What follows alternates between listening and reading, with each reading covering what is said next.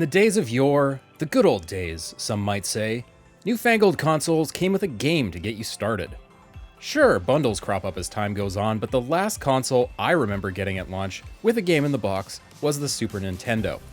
Imagine my surprise when Sony announced that Astro's Playroom would be pre-installed on all PlayStation 5 consoles. I was shocked, certainly, but also immediately convinced it would be nothing more than a throwaway demonstration of the DualSense controller. I was wrong.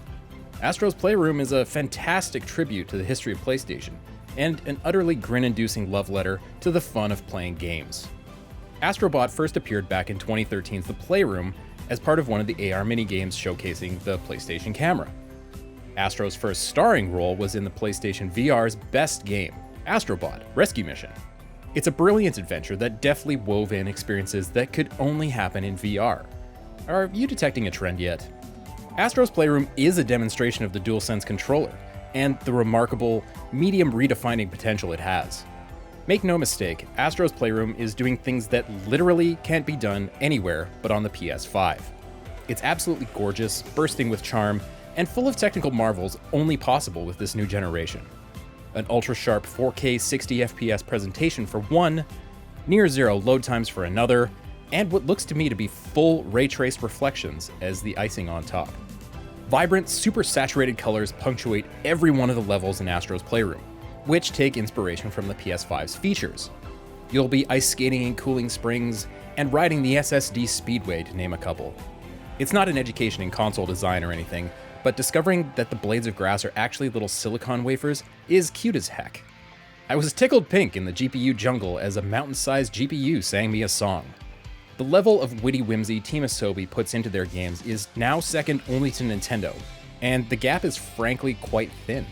It made me feel truly happy, and that's something we could all use more of.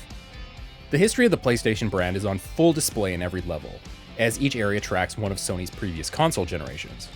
I won't give away anything here, but just about every franchise that's ever been important to PlayStation finds the spotlight during this adventure.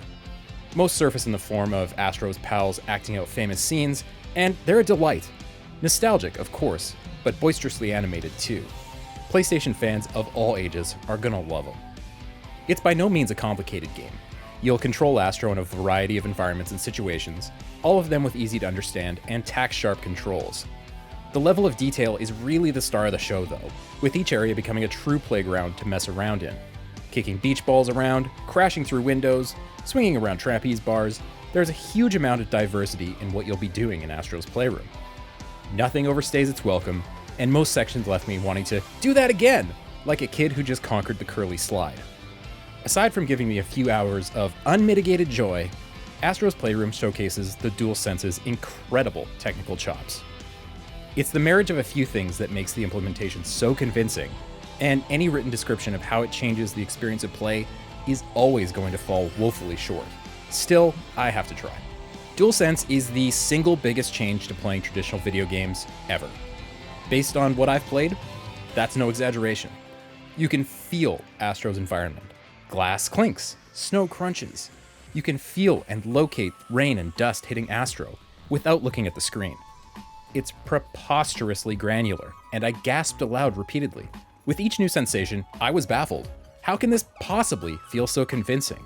At least part of the equation is the synchronization of haptic sensations and sounds from the speaker in the controller. Being able to locate the sensation of a creaking spring in my hands and simultaneously hear it coming from the same spot elevates the realism to unheard of levels. Compared to the Switch's HD rumble, there's no comparison. The DualSense is orders of magnitude more convincing. With my mind already completely blown, the other part of the equation hit me. The triggers. My expectation was low. Perhaps a slightly higher fidelity version of Microsoft's impulse triggers from the Xbox One. No. I distinctly recall yelling, "Holy shit!" at my TV, all alone, the first time I flew Astro's little rocket ship. The triggers bounced my fingers around in a way that made the ship feel powerful, but it also has a level of granularity that allowed me to learn to fly by feel. The amount of feedback the triggers can generate is really impressive, and how quickly they respond is bewildering. Astro's Playroom is designed to showcase these features, but my head is spinning, wondering how incredible Gran Turismo 7 might be with brake trigger resistance that breaks loose if your tires lock up. or how amazing it would be to have a bow upgrade in Horizon Forbidden West fundamentally change how the triggers behave.